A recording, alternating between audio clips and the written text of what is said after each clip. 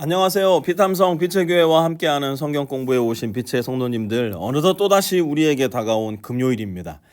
한 주 동안 기다려왔던 금요일, 언제나 기다려지는 금요일, 바로 그 금요일에 기다리는 마음으로, 기대하는 마음으로 오늘 말씀 공부 함께 시작하겠습니다. 하나님 아버지 고맙습니다. 우리에게 시간이라는 참으로 소중한 선물을 주셔서 이 한정된 시간 속에 우리의 인생을 돌아보게 하시고, 이 한정된 시간을 가지고 있기에 늘 세월을 아껴 하나님을 바라게 하시니 감사를 드립니다. 오늘 우리에게 주어진 이 금요일이라는 시간, 오늘 우리에게 주어진 이 은혜의 말씀을 통해 살아가게 하시고, 그래서 이 한 주의 끝자락에 하나님의 손가락 끝을 붙들 수 있는 지혜롭고 거룩한 우리 빛의 성도들이 되게 하여 주십시오. 예수님의 이름으로 기도합니다. 아멘. 오늘은 사무엘하 12장 24절에서 25절까지 두 절의 말씀 함께 공부해 볼 텐데요. 먼저 24절 말씀 우리 한번 같이 읽어보도록 하겠습니다. 시작. 그 뒤에 다윗이 자기의 아내 밧세바를 위로하고 동침하니 그 여인이 아들을 낳았다. 다윗이 그의 이름을 솔로몬이라고 하였다. 주님께서도 그 아이를 사랑해 주셔서 아멘. 여러분, 오늘 본문 시작에 왠지 그동안 보지 못했던 조금 낯선 표현이 등장한다는 거 눈치채셨습니까? 그 표현은 다름이 아니라 자기의 아내 밧세바라는 표현입니다. 그동안 사무엘하 11장과 12장 전체는 밧세바를 늘 무엇이라고 표현했는지 기억나세요? 우리아의 아내라고 표현을 했습니다. 그런데 오늘 본문에 들어와 성경은 밧세바를 다윗의 아내라는 표현으로 바꾸어 말을 합니다. 사무엘하 11장과 12장을 한번 돌이켜 생각을 해보세요. 다윗은 밧세바와 간음을 하고 그의 백성들에게 거짓말을 하고 더 나아가 우리아를 살해했습니다. 하나님은 이 모든 다윗의 죄를 모두 살펴보셨고 다윗은 그 죄의 결과를 하나하나 겪어 나가야 했어요. 다행히도 다윗은 하나님 앞에 그 죄가 드러났을 때 그 죄를 숨기거나 부인하거나 축소하려 하지 않고 수요일 본문에서 살펴본 것처럼 내가 주님께 죄를 지었습니다. 이 네 가지 말, 네 마디 말, 내가 주님께 죄를 지었습니다. 고백하며 진실된 회개의 자리로 나아갑니다. 여전히 그가 감당해야 할 죄의 결과, 이미 겪은 그의 죄의 결과가 그의 앞에 놓여 있었지만 오늘 24절의 시작, 그 뒤에 하나님은 여전히 다윗에게 은혜를 베풀어 주십니다. 그게 뭐예요? 바로 다윗에 이어서 이스라엘의 왕이 될 솔로몬이라는 한 아이를 하나님께서 다윗과 밧세바의 사이에 선물로 보내어 주신 거예요. 여러분, 이 하나님의 은혜, 하나님의 사랑, 하나님의 긍휼과 자비의 크기와 너비와 깊이와 높이는요, 도저히 우리 같은 사람들이 헤아릴 수 있는 무엇인가가 아닙니다. 아니, 어떻게 이런 악행을 한 자에게 어떻게 이런 은혜를 베푸실 수 있을까? 그것이 바로 하나님의 은혜예요. 우리는 다윗에게 어떻게 이렇게 하십니까? 하나님께 따질 거 없어요. 우린 이렇게 얘기해야 돼요.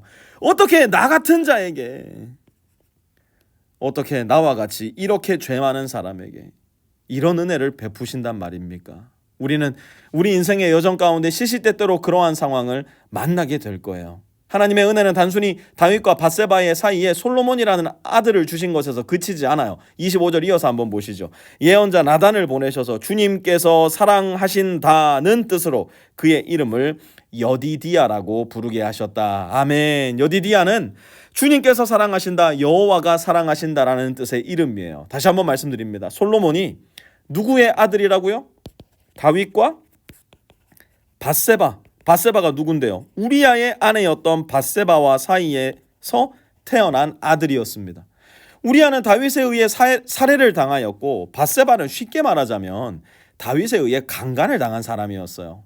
다윗의 죄로 인해 누군가는 죽었고요. 심지어 어제 본문에서 어린 아들조차도 죽어야 했습니다. 누군가는 남편을 잃었고요. 누군가는 다윗에게 속았다고 생각을 했을 거예요. 단순히 오늘날 우리의 식대로 생각을 해보아도 이렇게 악한 일은 일어나지 말았어야 됐는데 이 일이 하나님의 마음에 합한 사람 다윗에게 일어난 것이었습니다. 그럼에도 불구하고 하나님의 은혜는 그 어떤 높은 담벼락도 뛰어넘어 버립니다. 그 어떤 먼 거리도 질주하여 찾아가고 또 찾아갑니다. 그것이 우리 주 예수 그리스도의 십자가가 가르치는 것 아니겠어요? 하나님의 은혜는 오늘 본문 속 다윗에게도 찾아가셨고 오늘을 살아가는 우리에게도 찾아오시며 이루 말로 다 할 수 없는 죄책과 죄의 고통 가운데 살아가는 저와 여러분에게도 찾아오세요.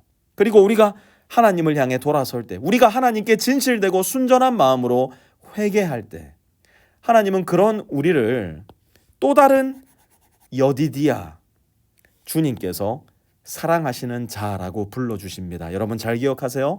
하나님이 사랑하지 못할 만큼 큰 죄를 지은 사람은 이 세상에 존재하지 않아요.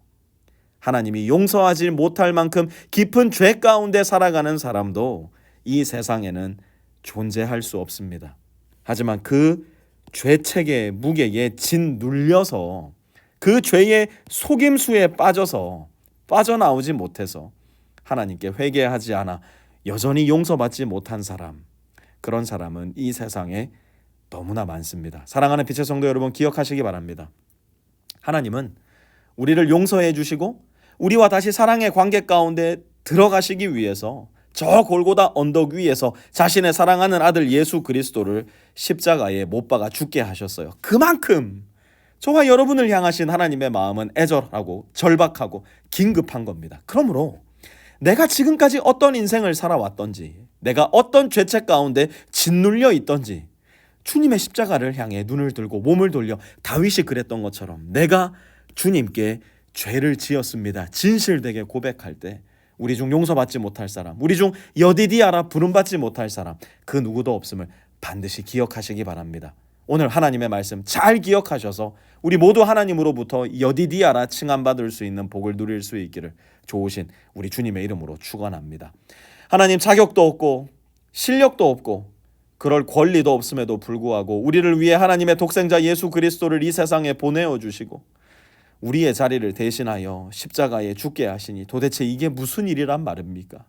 어찌 저희 같은 사람을 그렇게까지 사랑하실 수 있단 말입니까?